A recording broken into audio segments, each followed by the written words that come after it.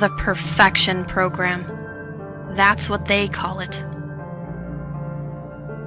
It gave me life, but it also caused death. I never asked for any of this. Running from superpowered murderers who want revenge. Revenge for something I did? Something I can't remember.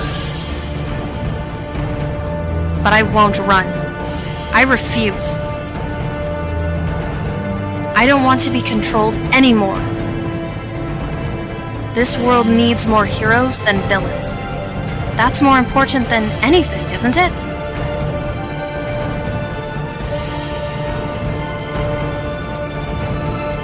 My existence has to mean something. It has to make a difference somehow. For Virgil. For Aaron. I need to be worth this life I've been given. I need to do what's right. Even if it kills me.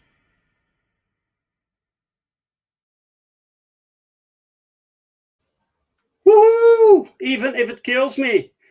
Welcome everyone to another episode of A Drink with Brink, where I talk with other indie creators about their projects and their passions and their lives and everything, everything we want to know about them. So today I'm a bit nervous. Some guests I think are kind of special. I really admire them. And I used to be a fan, still am, of Bart Sears' work. And when I saw this guest's work, it immediately reminded me of Bart Sears. So he made this comic book, First Man. It's excellent, by the way. It's quality stuff. So, and his next project is on Indiegogo right now.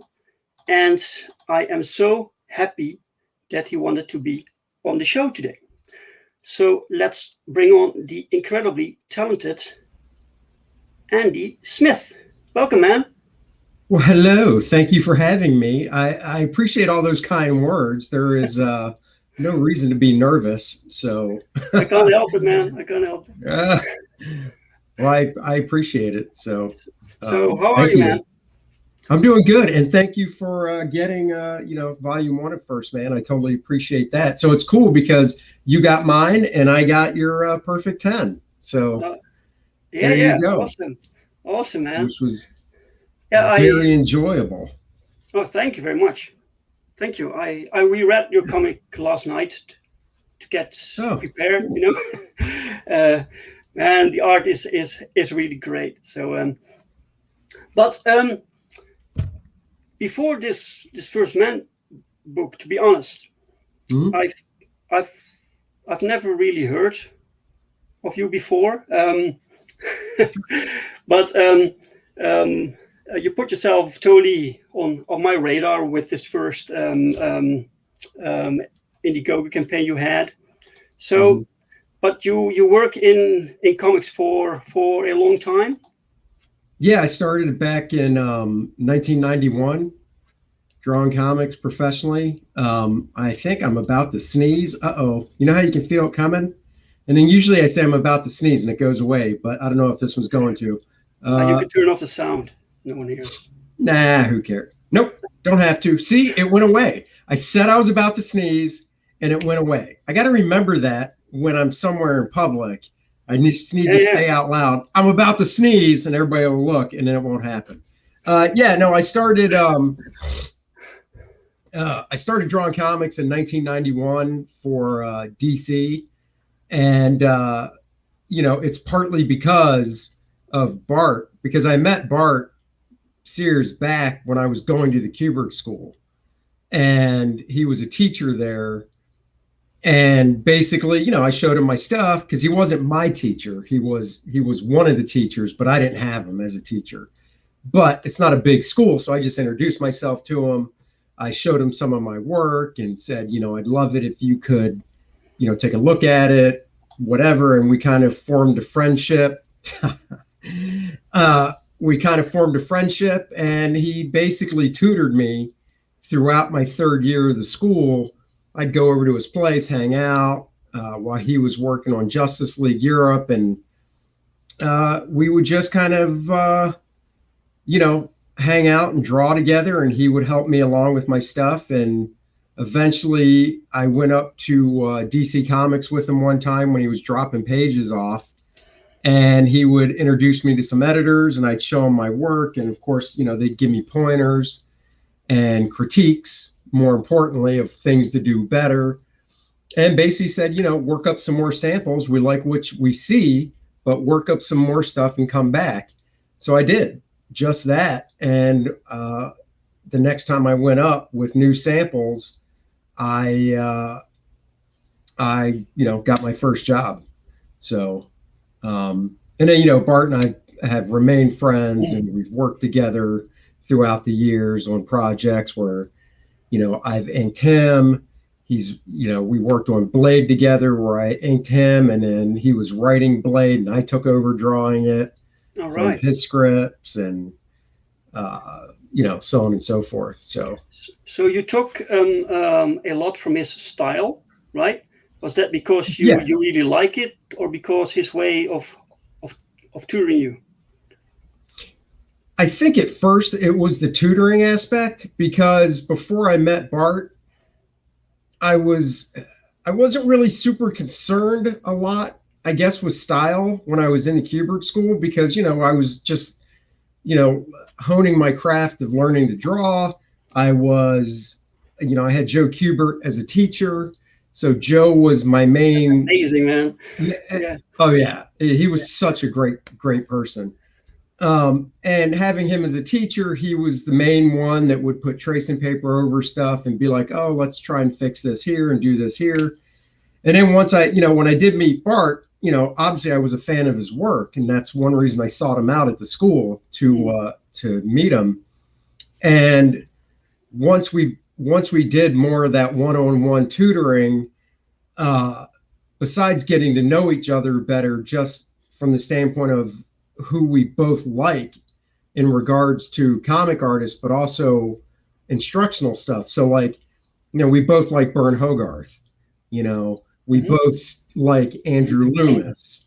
We both like George Bridgman. So we had a lot in common in regards to books, how to draw books that we read.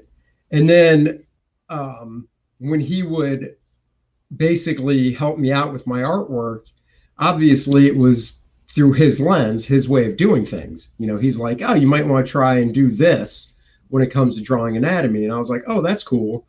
So I think because of that influence of him going over my work, that's why when I first started out, my work was very reminiscent of his.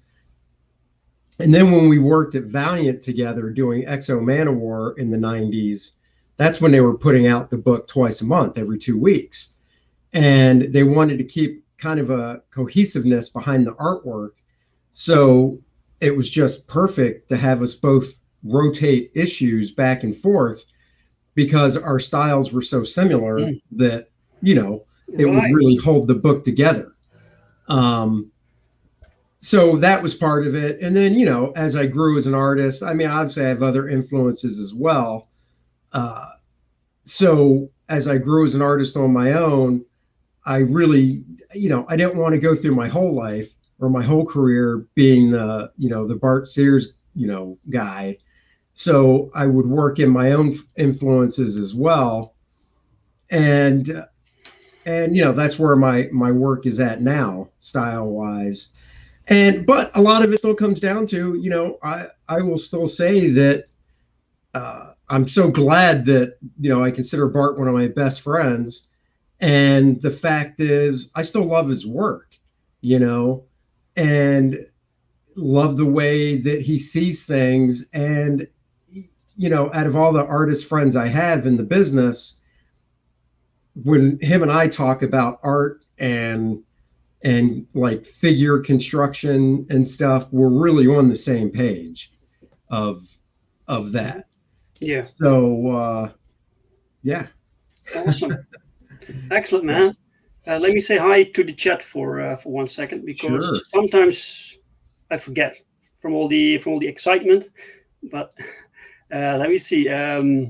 Renaki, welcome, Renaki. Just in time for lunch. There you go. David Feed is here. Some good old AAT, right? Let me see. And then Renaki says, I still got those How to Draw books by Andy. I thought they were cool. Awesome. Thank you. So you made one I of can't believe those. how long ago they came out. I did 2 How to Draw books. All right. So yeah. Yeah. Well, your One is style's 21 years perfect old. for that. You know, you have this very emphasized anatomy, so it works well if you want to draw superhero books. Then, Yeah. And you know, I grew up in the 70s and 80s, and I started reading comics in the 80s, early 80s, and then as I got into the new stuff that was coming out in the early 80s, I of course went back and got stuff from the 70s.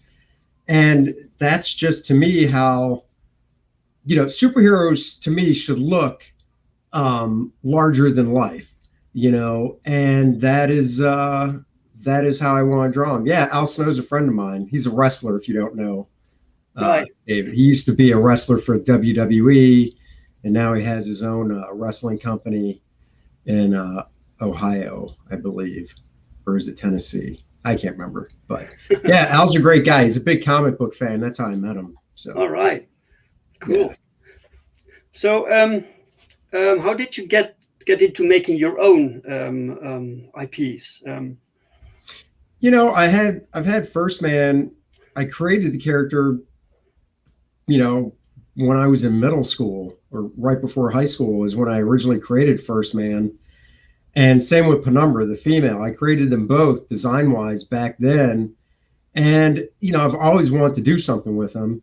And I'm just at a point now where, you know, you hit a certain milestone birthday that starts with a 5, and you realize, yeah, I'm not getting any younger. I should really think about doing my own thing. so that was part of it. You know, I worked for the big 2. I worked for Image. I worked for Acclaim. I've worked for a lot of companies. I've drawn a lot of different stuff, but I've never really done my stuff. And you know, it's just something I've always wanted to do. And with crowdfunding really taking off and everybody kind of getting into it, I almost feel like I was late to the game, to be honest, because, you know, the original First Man campaign I did last, not even, you know, 8 months ago is when it ran.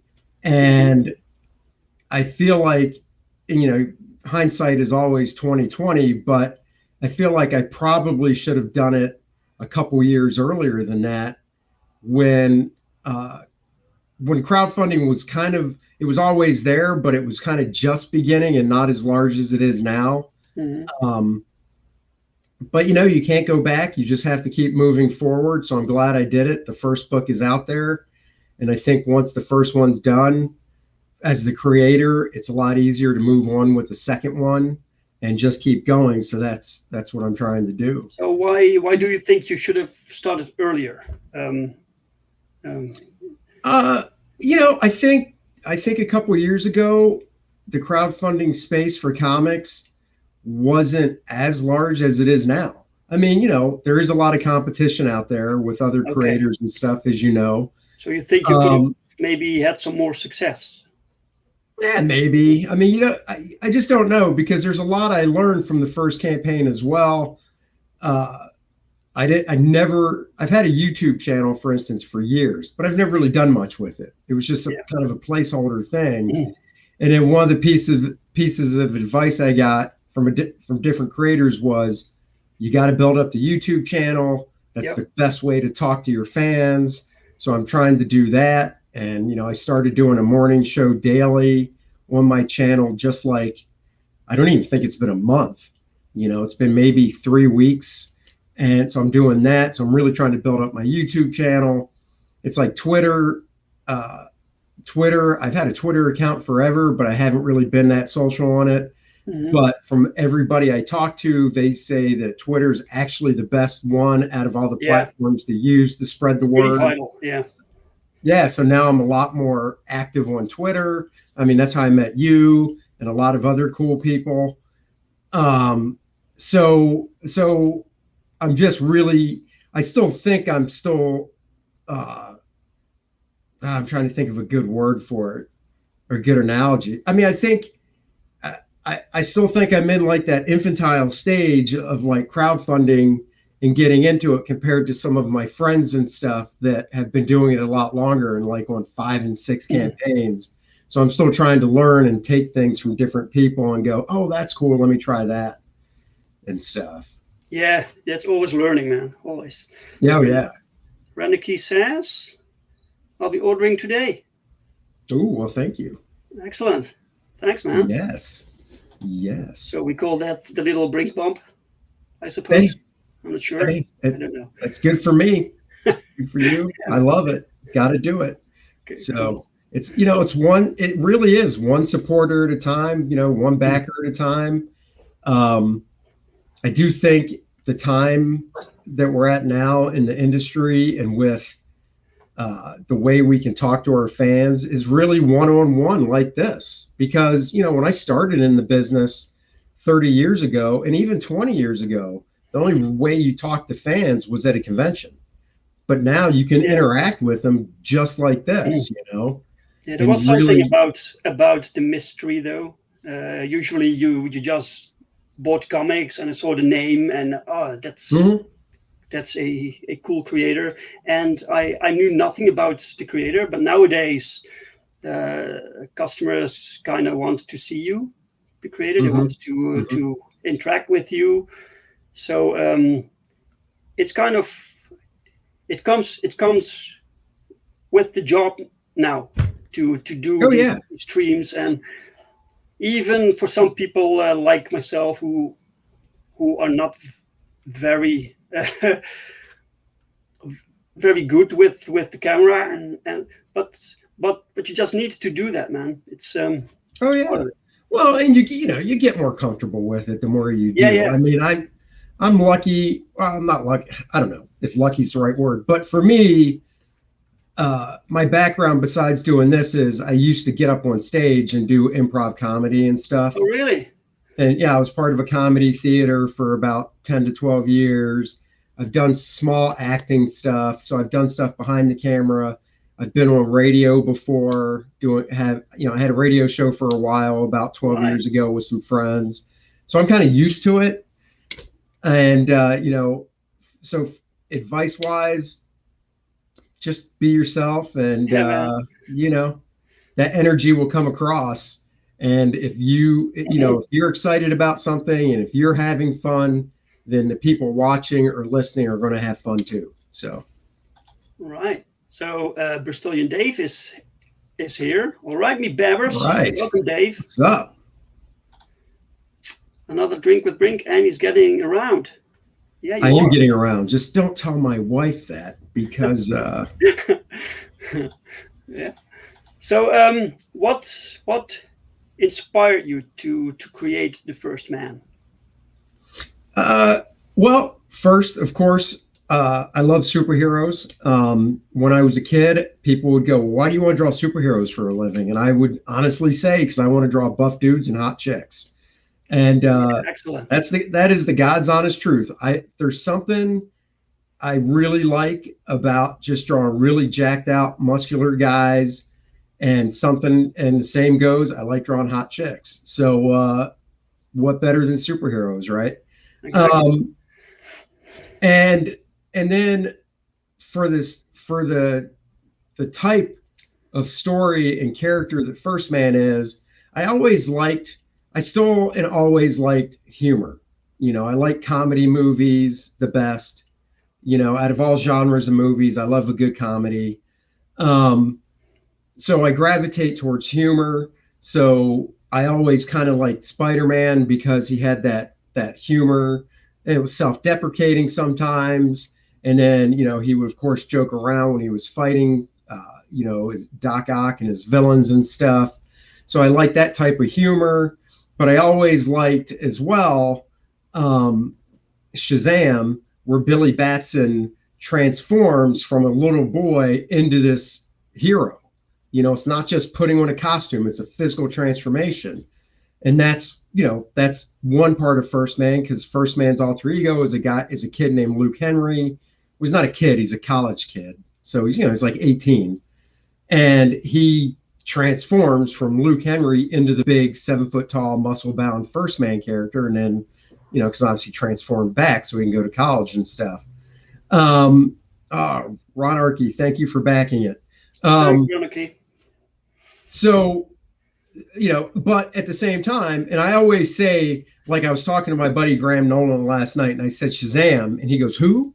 And I said Shazam, and he goes, "You mean Captain Marvel?" And I said, "Yes, Captain Marvel." But the reason I say you have to explain that, yeah, right. But the reason I say Shazam is because the other big influence for this book is Marvel's Captain Marvel from the 70s. That Jim Starlin did because of the cosmic stuff, because I like the cosmic space stuff as well. Mm-hmm. So those are the three big influences of this book. When people ask, well, what's it like that I would know? I say, well, if you like Spider-Man, if you like Shazam, and if you like, the cosmic Captain Marvel stuff, you'd like this book. Yeah. And that was really the inspiration for it, were those three characters the most. Yeah. I can see it. So. Anarchy, also Perfect 10 was awesome, and I need more American Bliss. Oh, thank you, man. Thank you very much. There you go. Okay, cool. Awesome. Right, let's take a look at your campaign. No, sure. Share screen, and it's right here. There we go. That's the ticket. Right. There it is. You just launched 5 days. 5 days. Yeah, 5 days ago. Yeah. And look at this, man. Yep. Almost 13,000 already. Yep, it's kicking. Yeah. Excellent. Luke Henry is back on Earth as the First Man. He discovers a new threat unlike what he's seen before. Awesome. So aren't you afraid sometimes? That's my fear sometimes. I know how much work it is to fulfill all these books, Oh, sure. And when I stay below 300, it's doable. But at some point, it's so much work that I can't even make comics no more, So is that something that concerns you? Sometimes? Not really, because no, not really. I mean, my first campaign had a total of around 340, and then it was in demand. And once it was in demand, it got up to around 450 or so before I shut it down because I launched this one. No, because once the book is finished, to me, that's just another step. Because obviously I can't fulfill while I'm drawing the book because the book's not done. So when the book is done and I get it back from the printer, I go into fulfillment mode, which is I have a good friend in town that came over and he helped me out with the first one with bagging and boarding and stuff. I mean, look, here, if it got to, I would love to see 1,000 backers or more. Yeah. I mean, look, I'll be honest, course. I'd love to see 10. I'd love to see 10,000 backers. Can you imagine that? But I'd love to see like 800 to 1,000 backers or so. And yeah, that's a lot to fulfill.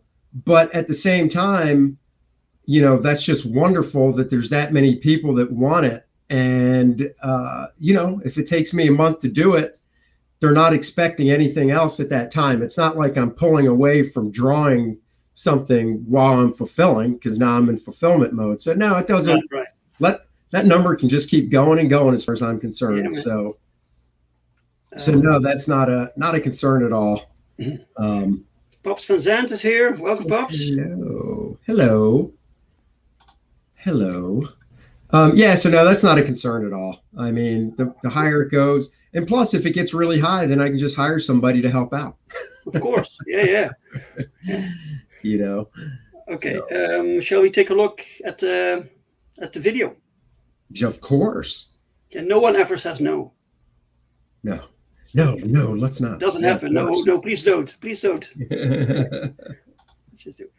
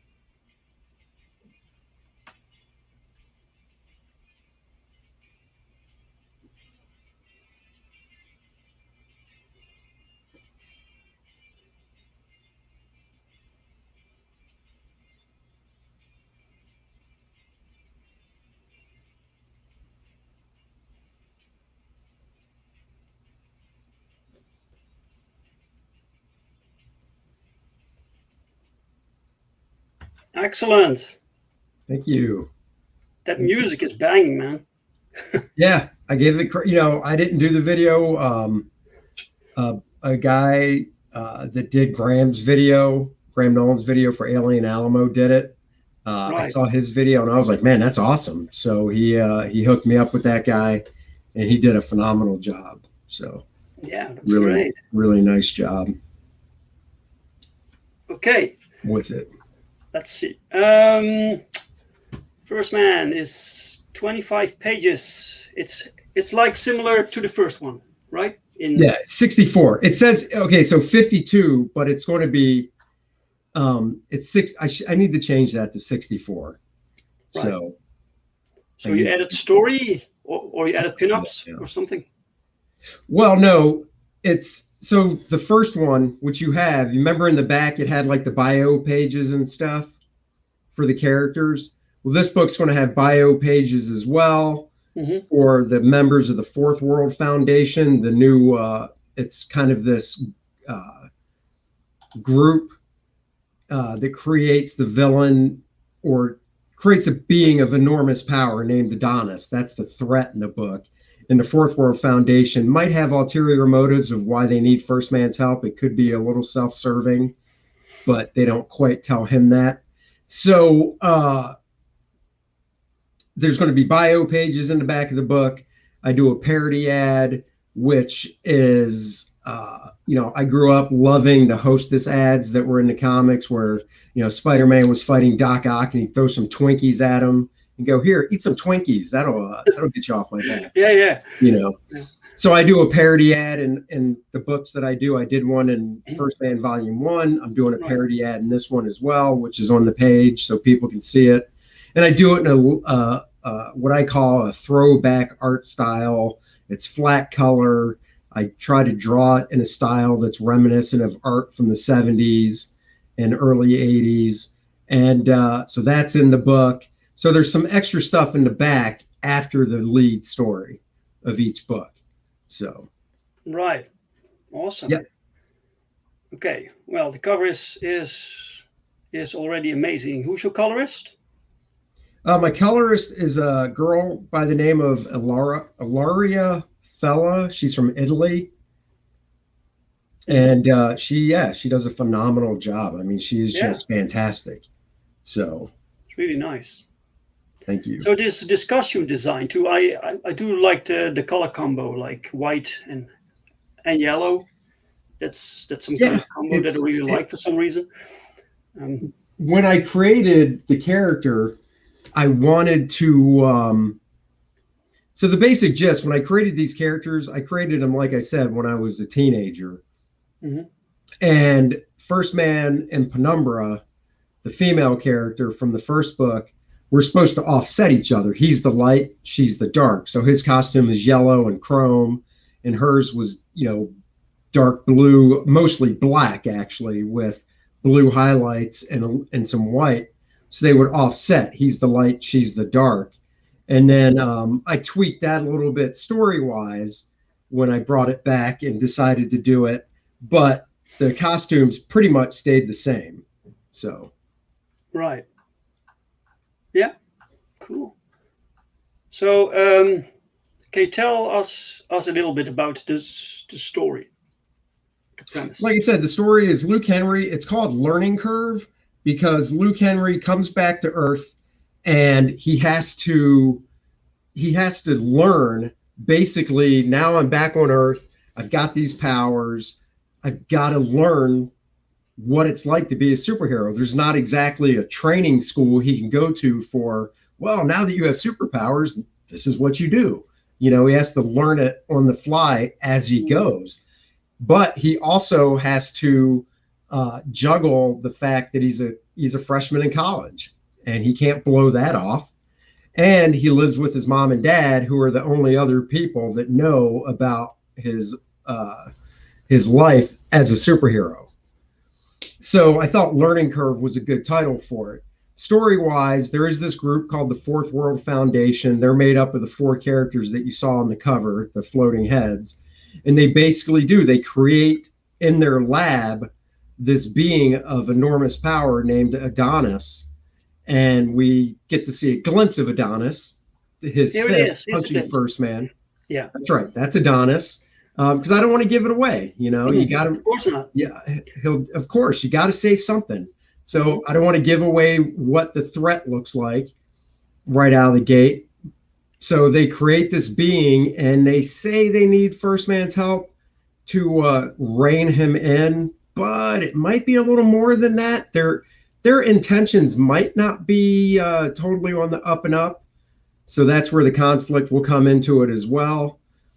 And then there is a small subplot that goes through the book with Penumbra and what kind of her story basically will continue a little bit, because I don't want to give away the ending of the first book, but the way the first book ended with Penumbra's story, I thought was rather interesting. And this book picks it up, but just for a little bit. It's not the main point of the book. The main point is First Man having to deal with the Fourth World Foundation.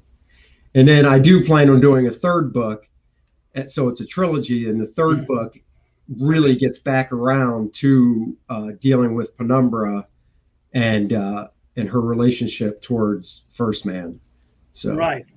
So you already planned the trilogy?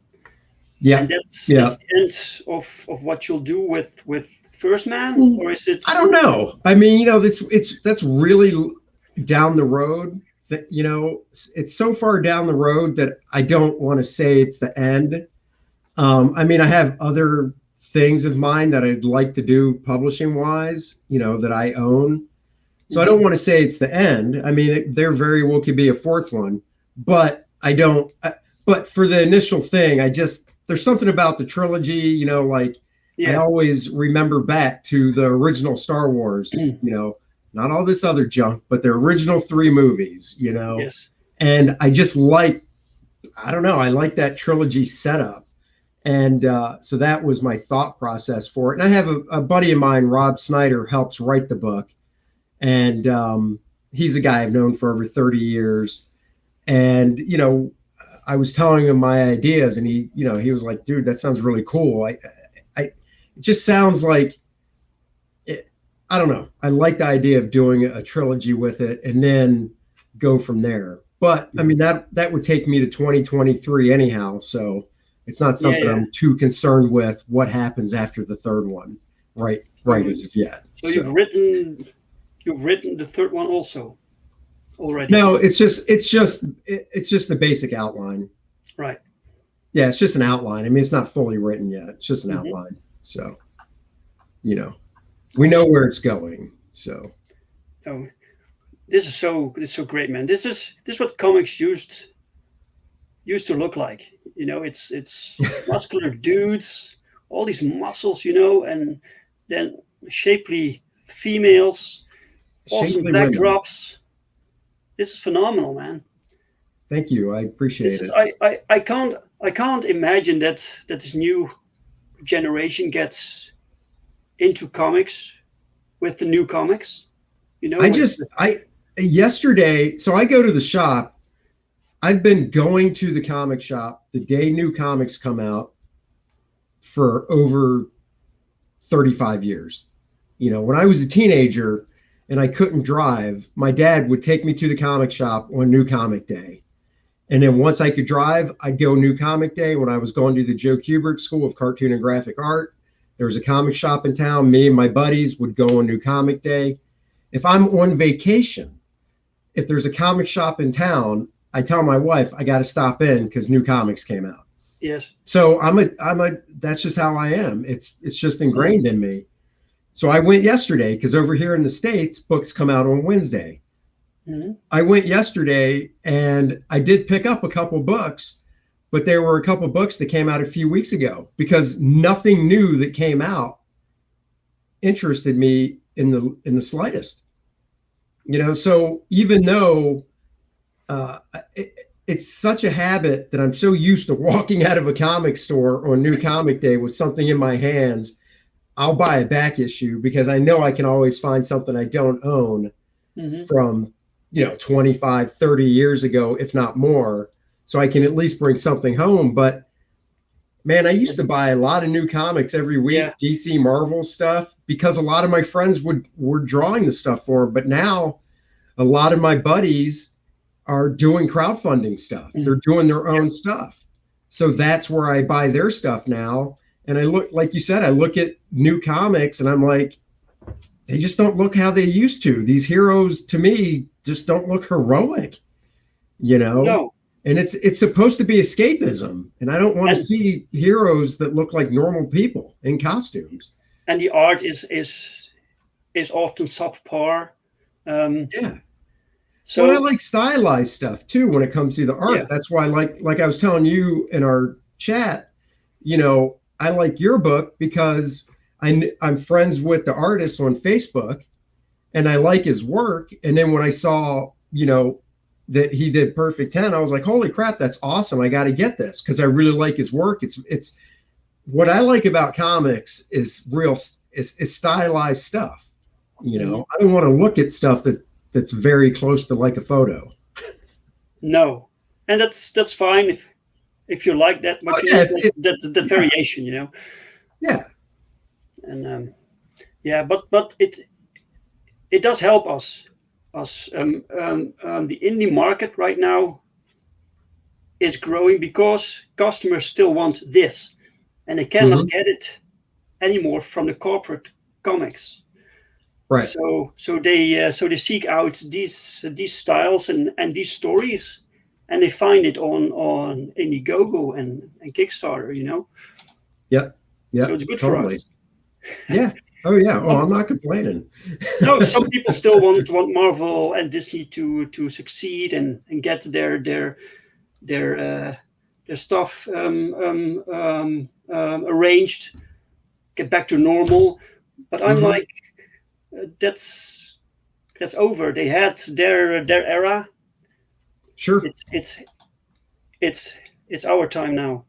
Look at this, man. Thanks. Look at this. It's phenomenal. Oh, so this is a spread page, right? Yeah, it's a 2-page spread. I wish Indiegogo, you know how Indiegogo is. You have a certain amount of space. It's like, well, it's a 2-page spread. Well, it's going to be this big. It's like, okay. Yeah. But yeah, that's actually pages 2 and 3. So. All right. Or no, wait, no, it's 4 and 5. Whatever, doesn't matter. And then that's actually page 6, and that, you know, this shows a little bit of the humor. He comes home. Yeah. His dad's there cutting you know, the bushes, doing a little hedging, and, you know, like a nice son. He's like, Dad, you don't have to be out here. I got it. And he accidentally lights the bushes on fire. So the dad has to put him out. And it does not matter if you are a 7 foot tall beast of a superhero, your dad is still going to yell at you. So his dad is like, you go to your room. I don't need you setting the house on fire. What the hell are you doing? Get to your room. And as we can see in the last panel, he changes back into Luke Henry, and he's like, okay, Dad. But Dad, I have Dad, exactly. Exactly. So. Welcome, Easlyn. Yes, hello. Easlyn says, sexy girls are good to look at. Comics industry was built on this. Yeah. And, you know, that's the thing. Even going back to one of my teachers at the Kubert School is an artist named Jose Delbo. And Jose, you know, he's almost 90 years old. So obviously he's not in the business anymore. But he had a very good run in the 70s on Wonder Woman. And that dude could draw beautiful women. And, you know, it was gorgeous looking work, you know, and that's just it. You know, female heroes are supposed to look beautiful, and male heroes are supposed to look tough and built. You know, like as an artist, and I don't know any artist that hasn't had this happen to him. I'll be at a convention, and, you know, it's only in 30 years of doing this, it's probably only happened 4 or 5 times. So it's not like it happens all the time, but somebody will come up, mostly, you know, generally a woman will come up and be like, why do you draw women like that? Not all women look like that. And I'm like, you do realize that not all men look like this either, right? I mean, look at me. I don't look like that. Look at this dude. But they only see that, but women, and no man has ever come up to me and said, why do you draw men like that? Men don't look like that. All men don't look. No man has ever said that. But for some reason, a woman's like, why do you draw women like that? Women don't, not all women look like they just stepped out of a Playboy magazine. And I'm like, no, but this one does. But these are heroes. So they're supposed to have that ideal. And exactly, that's the best comeback. Yeah, but this one does. If you don't like it, get the step in. So. Yeah, I don't get it, man. It's really look, when I go into, when I was young and I went into the comic books store, there are like 10,000 comic books, and only like 10 of them I bought, and most of them weren't for me, weren't my thing. I would check them out, but not everything is for me, you know? Oh, totally. And I mean, that's the thing about comics that's great, is there's so many genres out there. I mean, there's still superheroes, which is what I like to do. Yeah. But look, if you're not into superheroes, there's, you know, sci-fi books. You want to get a sci-fi book? Yeah, exactly. You know, I mean, there's tons of genres out there for people to buy. So, you know, you can I tell people, you know, when I got into the business, it was pretty much a superhero market, and that was it. But now, you know, there are so many genres in comics that it's just like fiction book novels. You've got sci-fi, you've got thrillers, you've got horror, you know. I tell my wife, because my wife likes to read novels, and I tried to get her into comics a few years ago by picking her up a couple books that were like the novels. She likes murder mysteries. So I tried getting her into it, but, you know, it is definitely something. It's if you're not into comics, it is a change to reading differently with a book with sequential storytelling and stuff compared to, you know, a novel. So there's something, you know, if you've never read a comic before, it'll take you a couple to get used to reading it and the flow and all that. But once you get into it, it's, you just get used to it. So Right. Islin, Marvel and Disney are basically dead, but not yet cold.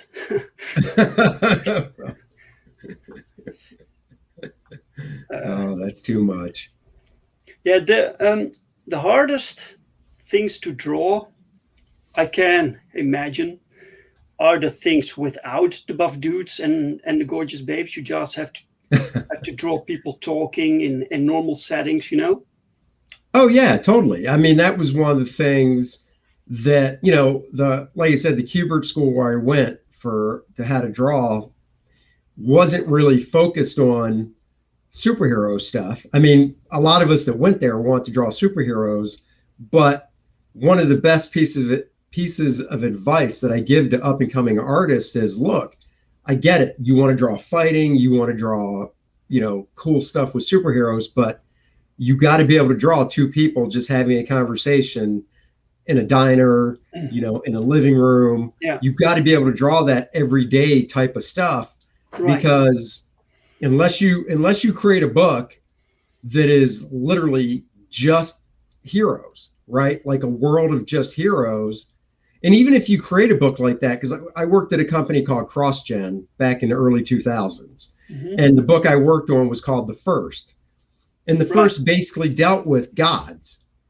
And they all wore, basically, superhero costumes, but they were just designed differently. So they looked more, kind of like, gods, whatever. But the fact is, the whole book, everybody was pretty much, godlike. There were different body types and stuff, but there were still scenes of just them talking and interacting and being normal that you have to draw, So that's just something as an artist, as a comic book artist, a lot of people, I don't say a lot of people, but some people don't understand that, being a comic book artist is one of the hardest things to do in art, because we have to know how to draw everything.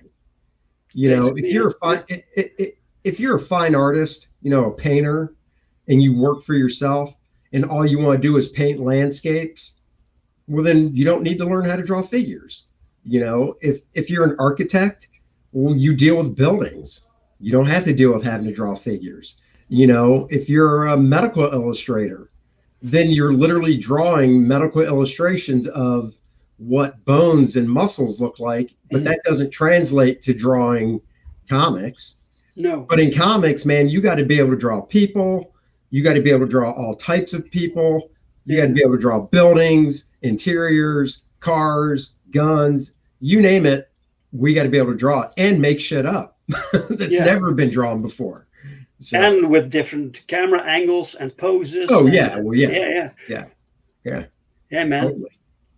Making these talking scenes look interesting. That's difficult. Okay, all right. The characters here: the First Man, Monarch. That's the big baddie. Yep.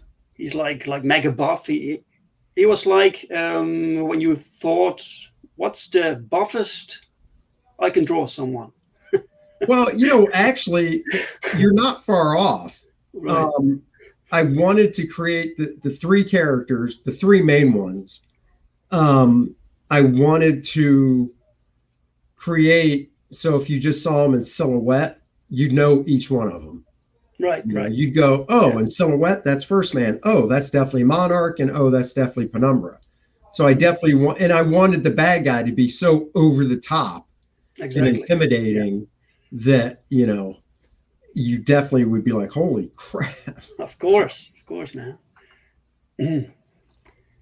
The Foundation, Adonis, so that's still a mystery. Yeah. Oh, Bart Sears drew a special cover. Yep, he did my variant cover for this, and he did the variant cover for the first one as well. Yeah. So whenever I can get him in on the action, I do. Yeah, why not, man? So, oh yeah. Parody ads. There's my parody ad. So, yep, got to do that. these fruit pie things are these real? Do they exist in Well, the in the real US? company here is the real company over here is Hostess, but for my parody ad, it's Hosted. Oh yeah, right. Got to avoid the lawsuit, you know. Of course, of So course. it's Hosted. So, and then yeah, if you want to be able to get a head sketch of a character of your choice, you know, it's totally up to you what character you can pledge at that level and Yeah, get a headshot. If you want a full figure shot, once again, you pick the character. I'm yeah. always down to do that for you for that level. I backed this one. Oh, did you? I did, yeah. So I wonder who I could be drawing for you. Could it be one of your characters from Perfect 10? maybe I kind of hope so because I like the visuals. So that would be cool. That would the be cool. program book. What's that about? The program book was offered with the first campaign, but once again, this is a new campaign and some people might not have got it and are new to it. So the program book is behind the scenes making of First Man, but it starts off with some of the comic industry's top talent and their versions of First Man. And these are all people that I know in the industry, and I asked if they would do this and if I could use it. So Adam Hughes did First Man and Penumbra because let's be honest, Adam's known for his ladies. Um, and and then the rest of the people in the book, like Brian Hitch and Bart did another piece, and Mike Zeck and George Perez, Alan Davis. It's all drawings of First Man by these different artists. There's like 15 different artists. Right. And then the rest of the book, it's a 40-page book. The rest of the book is behind the scenes stuff like sketches and page layouts and things like that, prep work that go into making a comic so people can kind of see behind the curtain a little bit. Awesome. Right. And you have a few stretch goals. Yep. And the first one's unlocked. It's already unlocked. Yep. Double-sided trading card. Yep. Mm-hmm. Nice. Okay. And you get perhaps mini prints and all bookmarks. And some more added story pages. And it'll still be a 64-page book, but I'll add more pages to the story, so there will be a little less extra stuff at the back of the book, but you'll get more story pages. But it's still going to be 64 pages total. Right. The book. Okay. Cool. Okay. Yeah. Let's take a look at the perks. The feature perk.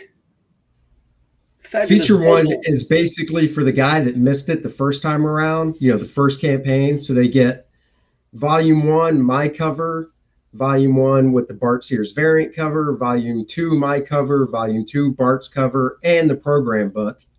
Yeah. So they'll get everything. Basically. Yeah, that's a good price. Yeah, cool. And then then it breaks down to just, the book itself with my cover. Issues, yeah. 25. Bart's cover. And then, of course, 1 and 2. So why again was this called 1.2? Oh, 1.2. Because originally First Man came out through Image Comics in 1997, but it wasn't this whole story. It was 20 some pages, whatever it was back then. And it said to be continued. And I never continued it because I only did the one issue back then. Oh. And the money just wasn't there. There was no crowdfunding in 1997. The money wasn't there. So when I brought it back, I wanted to finish that first story. So instead of calling it issue 1, because technically there is an issue 1, even though it's through Image, I figured 1.2. Right. So that's. Yeah, makes sense. Yeah. Both covers. Yep. And that is basically 1, 2 in the program book. Yep. Mm-hmm. The head sketch. Head sketch tier. Picked one of those. And then, of course, the figure tier. And the last one is gone. The last one is you become a character in the book, which was snapped up right away. So I'll be drawing Right somebody away? in the book. Oh, cool. Yeah. Awesome, man. So- Well, so far you're doing good with this Thank you. campaign. Cool. So, what other streams you have planned for promotion? I'm doing one tonight with Clint Helinski, who does he just did he does with Mark Polton, Sea Dog and Codename Kill Switch, but he had his own book out just now, Bombshell. So I'm going to be on a stream with him later tonight at 9:00, and a few other creators pitching their stuff, and I got a few going down next week, and this weekend I'm actually going down to Georgia, which is 2 states below where I live now, for a convention. So I'm looking forward to that because I haven't been to a convention in a long time. Oh, you're going to a convention? That's awesome. Yeah. Well, I take it back. The first convention I went to this year was in South Carolina that a buddy of mine does, called SC Comic Con, and that was really fun. It was really good. He had a great turnout, and I'm going to Savannah, Georgia tomorrow for a convention for a couple days. So. Oh, that's fun, man. Yeah, I'm looking forward to it. So should be fun. Excellent. So to everyone watching, the link to this campaign is in the description of this video. Oh, thank you. So check it out. So can I pitch my YouTube channel as well? Of course, man. Of course. If any of you lovely people watching right now want to check out another YouTube channel, just go to YouTube, type in Andy Smith, and you'll find my channel, and give it a subscribe if you would. I do a show every morning at about 8:00, about 8:30 Eastern US time. And of course, if you don't see it live, you can watch the replay. I do drawing on the stream. I talk about comics. I sometimes, because I've done so much stuff in 30 years, sometimes I pull up a job that I did in the past, and I go through it page by page, reliving it with you, and just have a good old time. So check out my channel. Like I said, just search Andy Smith and you'll find it, and do that. So, and then Back First Man, of course. Of course.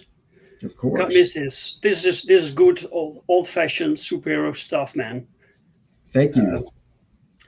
Just like Perfect 10, by the way, issue 2. Dude, of course. It's still available while I'm fulfilling new shipments. So I'm finishing shipments this weekend. So if you still want something, you have to be quick. There you go. And and stretch goals like the standee, I can only they are starting to run out. So once they're gone, then I think I need to close the store down before they're all gone. So people, I don't think it's fair to send people packages without the stretch goals.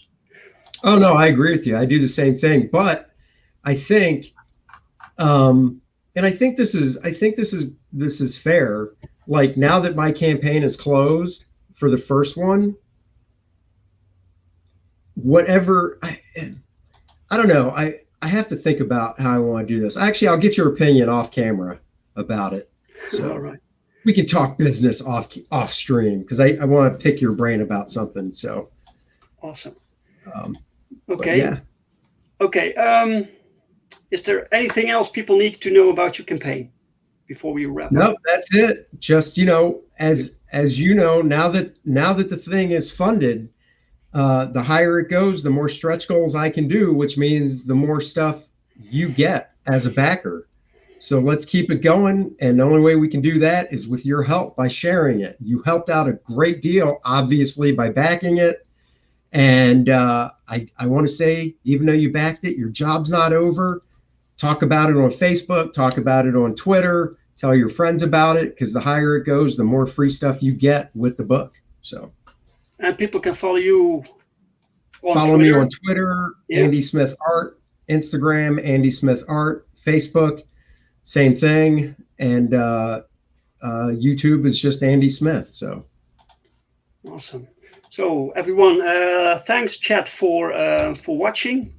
If you liked this stream, give it a like and share, subscribe. And thank you very much, Andy, for being my guest Thank today. you. It was really good to talk to you. And Yes, thank you. I'll be back next Sunday with Rob Price. So see you then. There you go. Bye-bye, guys.